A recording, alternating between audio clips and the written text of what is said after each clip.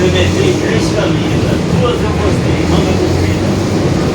Camisa manga comprida só tem uma. Aí 2 eu gostei, legal, vou cambiar. Aí eu me lembrei,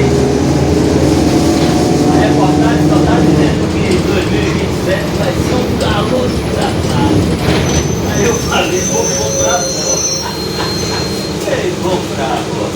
Já estou com a outra 3 anos que eu estou com uma lá quase no último, mano. Vai chegar o 27, mano. Não, pô, mas eu tenho bruta lá.